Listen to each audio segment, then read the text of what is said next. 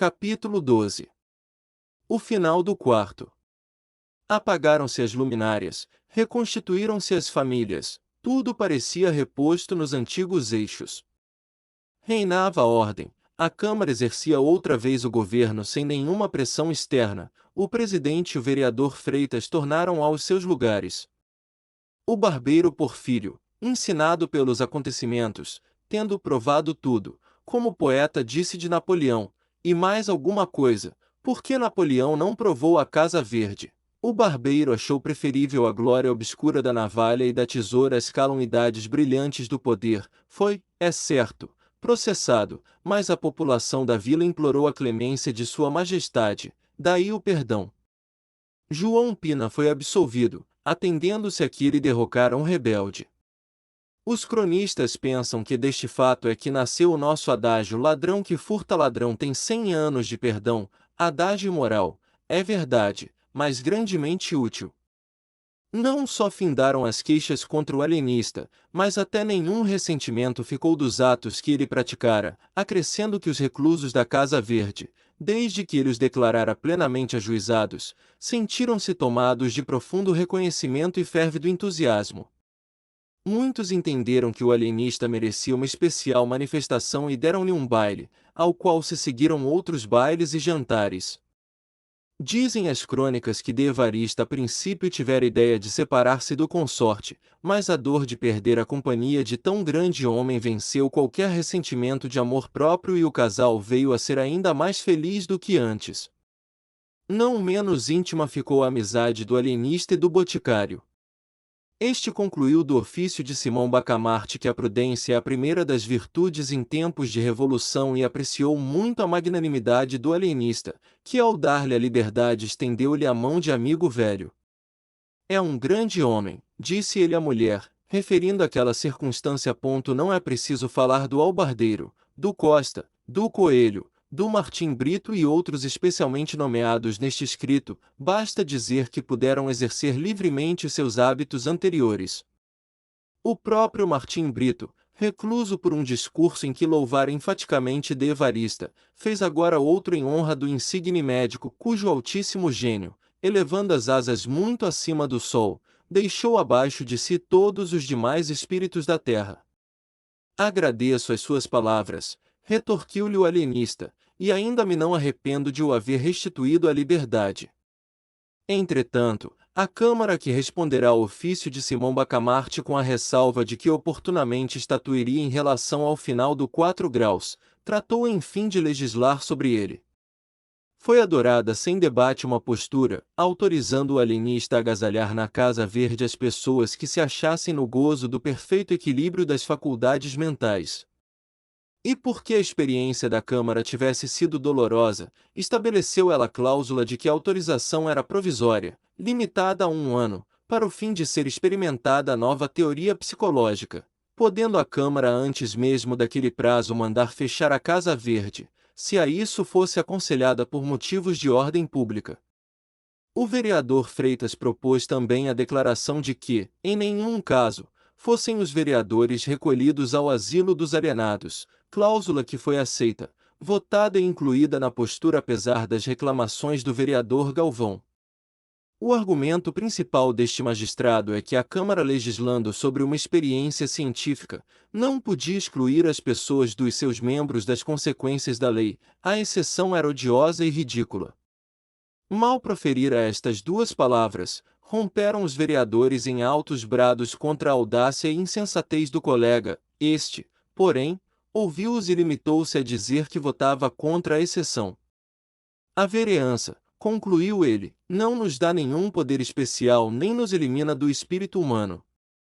Simão Bacamarte aceitou a postura com todas as restrições. Quanto à exclusão dos vereadores, declarou que teria profundo sentimento se fosse compelido a recolhê-los à Casa Verde. A cláusula, porém, era a melhor prova de que eles não padeciam do perfeito equilíbrio das faculdades mentais.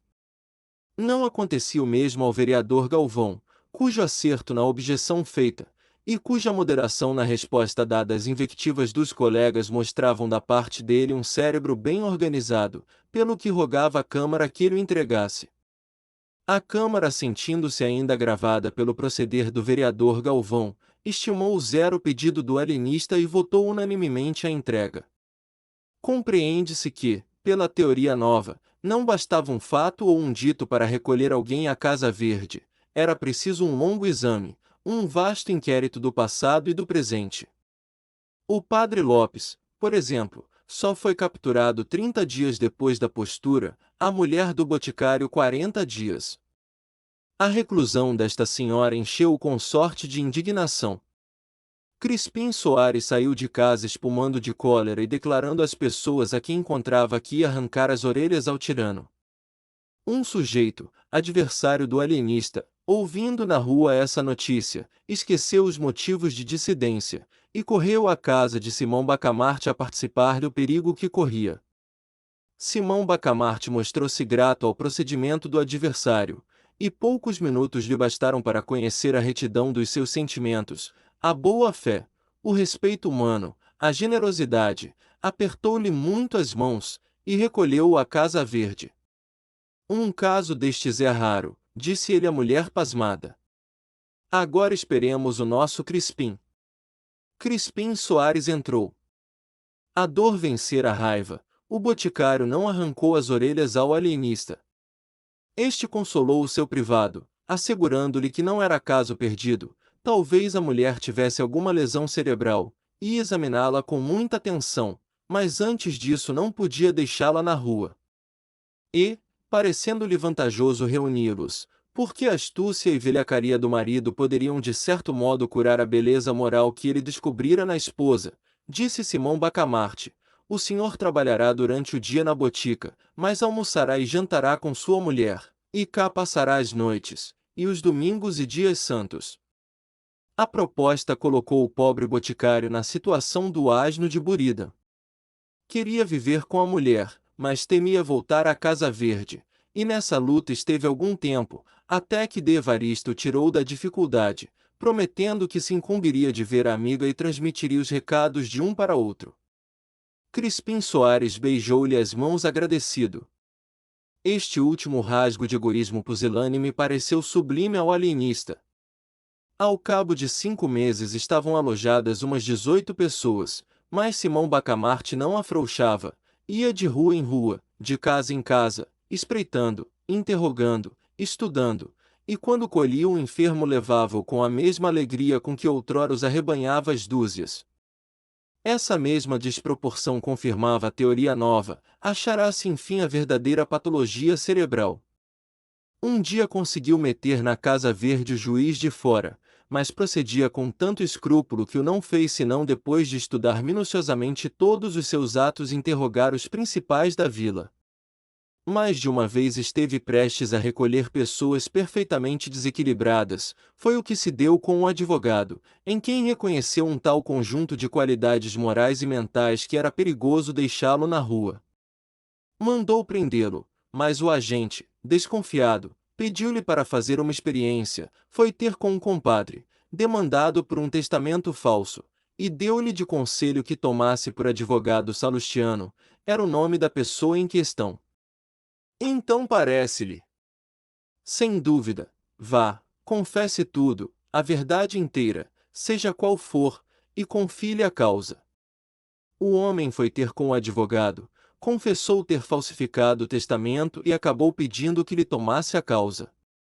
Não se negou o advogado, estudou os papéis, arrazoou longamente, e provou a todas as luzes que o testamento era mais que verdadeiro. A inocência do réu foi solenemente proclamada pelo juiz e a herança passou-lhe às mãos. O distinto jurisconsulto deveu a esta experiência a liberdade. Mas nada escapa a um espírito original e penetrante. Simão Bacamarte, que desde algum tempo notava o zelo, a sagacidade, a paciência, a moderação daquele agente, reconheceu a habilidade e o tino com que ele levará a cabo uma experiência tão melindrosa e complicada, e determinou recolhê-lo imediatamente à Casa Verde. Deu-lhe todavia um dos melhores cubículos. Os alienados foram alojados por classes. Fez-se uma galeria de modestos, isto é, os loucos em quem predominava esta perfeição moral, outra de tolerantes, outra de verídicos, outra de símplices, outra de leais, outra de magnânimos, outra de sagazes, outra de sinceros, etc. Naturalmente as famílias e os amigos dos reclusos bradavam contra a teoria, e alguns tentaram compelir a Câmara a cassar a licença. A Câmara, porém, não esquecera a linguagem do vereador Galvão, e, se cassasse a licença, vê-lo-ia na rua e restituído ao lugar, pelo que, recusou. Simão Bacamarte oficiou aos vereadores, não agradecendo, mas felicitando-os por esse ato de vingança pessoal. Desenganados da legalidade, alguns principais da vila recorreram secretamente ao barbeiro Porfírio e afiançaram-lhe todo o apoio de gente, de dinheiro e influência na corte, se ele se pusesse à testa de outro movimento contra a Câmara e o alienista. O barbeiro respondeu-lhes que não, que a ambição o levará da primeira vez a transgredir as leis, mas que ele se emendara, reconhecendo o erro próprio e a pouca consistência da opinião dos seus mesmos sequazes, que a Câmara entenderá autorizar a nova experiência do alienista, por 1 ano, cumpria, ou esperar o fim do prazo, ou requerer ao vice-rei, caso a mesma Câmara rejeitasse o pedido. Jamais aconselharia o emprego de um recurso que ele viu falhar em suas mãos e isso a troco de mortes e ferimentos que seriam o seu eterno remorso. "O que é que me está dizendo?" perguntou o alienista quando um agente secreto lhe contou a conversação do barbeiro com os principais da vila. 2 dias depois o barbeiro era recolhido à Casa Verde. "Preso por ter cão, preso por não ter cão!" exclamou o infeliz. Chegou o fim do prazo. A Câmara autorizou um prazo suplementar de 6 meses para ensaio dos meios terapêuticos. O desfecho deste episódio da crônica itaguaiense é de tal ordem e tão inesperado, que merecia nada menos de 10 capítulos de exposição, mas contento-me com um, que será o remate da narrativa, e um dos mais belos exemplos de convicção científica e abnegação humana. Capítulo 13. Plus Ultra. Era a vez da terapêutica. Simão Bacamarte, ativo e sagaz em descobrir enfermos, excedeu-se ainda na diligência e penetração com que principiou a tratá-los. Neste ponto todos os cronistas estão de pleno acordo. O ilustre alienista faz curas pasmosas, que excitaram a mais viva admiração em Itaguaí. Com efeito, era difícil imaginar mais racional sistema terapêutico. Estando os loucos divididos por classes, segundo a perfeição moral que em cada um deles excedia as outras, Simão Bacamarte cuidou em atacar de frente a qualidade predominante. Suponhamos um modesto. Ele aplicava a medicação que pudesse incutir-lhe o sentimento oposto, e não ia logo às doses máximas, graduava-as, conforme o estado, a idade, o temperamento, a posição social do enfermo. Às vezes bastava uma casaca, uma fita, uma cabeleira, uma bengala, para restituir a razão ao alienado. Em outros casos a moléstia era mais rebelde, recorria então aos anéis de brilhantes, às distinções honoríficas, etc. Houve um doente poeta que resistiu a tudo. Simão Bacamarte começava a desesperar da cura, quando teve a ideia de mandar correr matraca para o fim de o apregoar como um rival de garção e de píndaro. Foi um santo remédio, contava a mãe do infeliz a uma comadre, foi um santo remédio. Outro doente, também modesto, opôs a mesma rebeldia à medicação, mas, não sendo escritor, mal sabia assinar o nome, não se lhe podia aplicar o remédio da matraca. Simão Bacamarte lembrou-se de pedir para ele o lugar de secretário da Academia dos Encobertos, estabelecido em Itaguaí. Os lugares de presidente e secretários eram de nomeação régia, por especial graça do finado rei Dom João V, e implicavam o tratamento de excelência e o uso de uma placa de ouro no chapéu. O governo de Lisboa recusou o diploma, mas, representando o alienista que o não pedia como prêmio honorífico ou distinção legítima, e somente como um meio terapêutico para um caso difícil, o governo cedeu excepcionalmente à súplica. E ainda assim não o faz sem extraordinário esforço do ministro da Marinha e Ultramar, que vinha a ser primo do alienado. Foi outro santo remédio. Realmente, é admirável. Dizia-se nas ruas, ao ver a expressão sadia e enfunada dos dois ex-dementes. Tal era o sistema. Imagina-se o resto. Cada beleza moral ou mental era atacada no ponto em que a perfeição parecia mais sólida, e o efeito era certo. Nem sempre era certo. Casos houve em que a qualidade predominante resistia a tudo, então o alienista atacava outra parte, aplicando a terapêutico método da estratégia militar, que toma uma fortaleza por um ponto, se por outro não pode conseguir. No fim de 5 meses e meio estava vazia a Casa Verde, todos curados. O vereador Galvão, tão cruelmente afligido de moderação e equidade, teve a felicidade de perder um tio, digo felicidade, porque o tio deixou um testamento ambíguo, e ele obteve uma boa interpretação corrompendo os juízes e embaçando os outros herdeiros. A sinceridade do alienista manifestou-se nesse lance, confessou ingenuamente que não teve parte na cura, foi a simples vis medicatrix da natureza.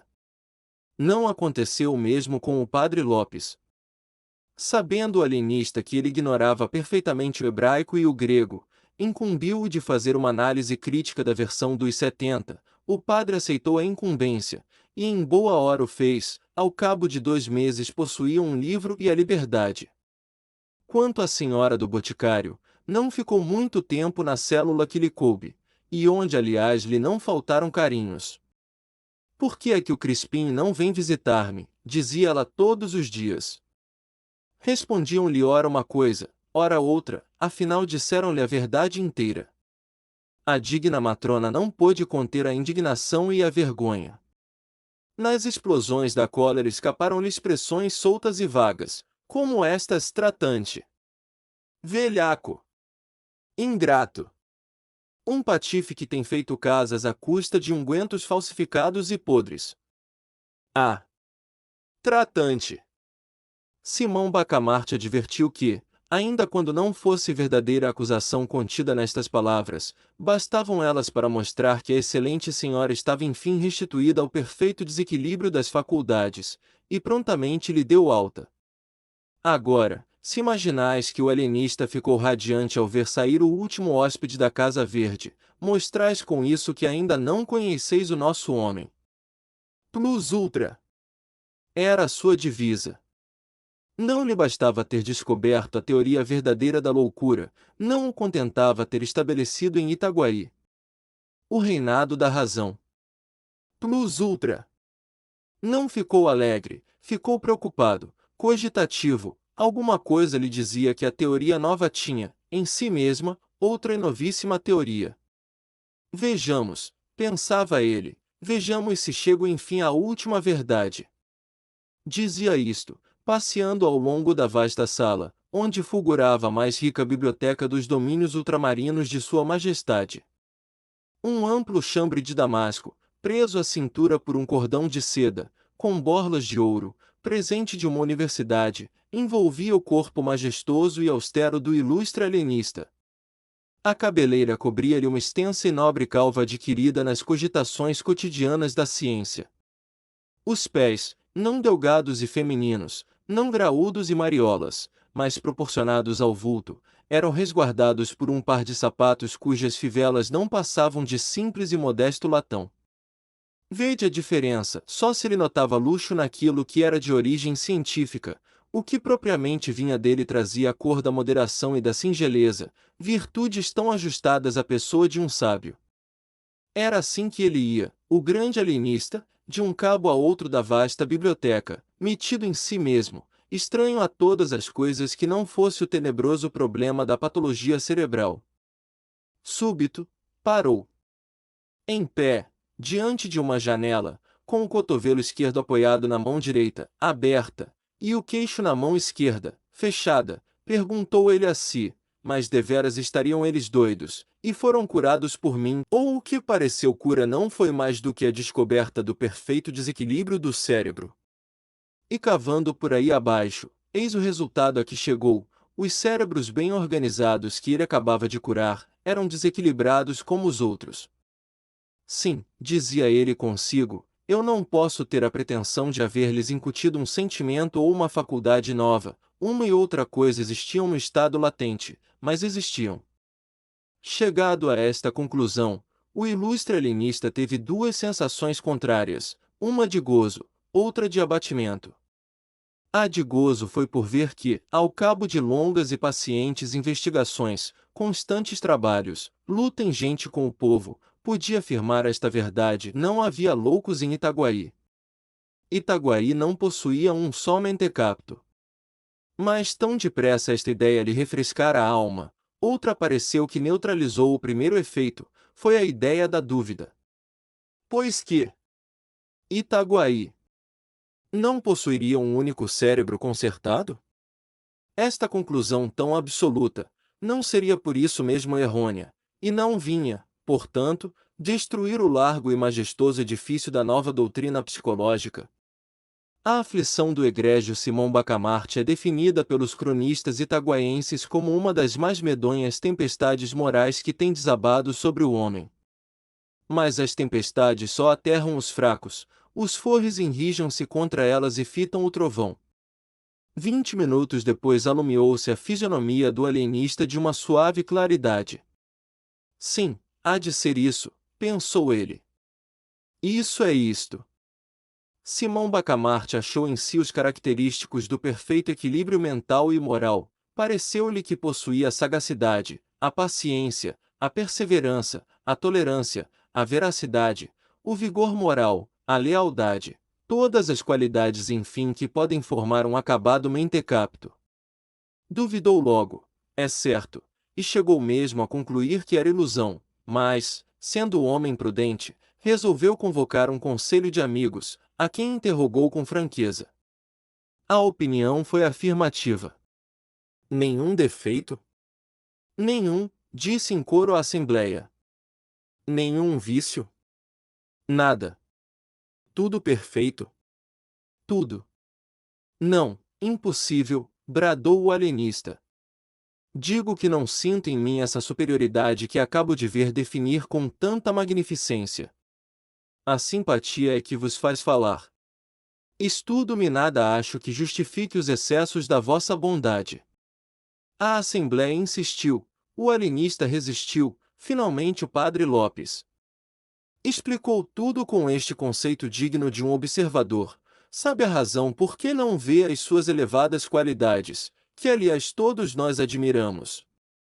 É porque tem ainda uma qualidade que realça as outras, a modéstia.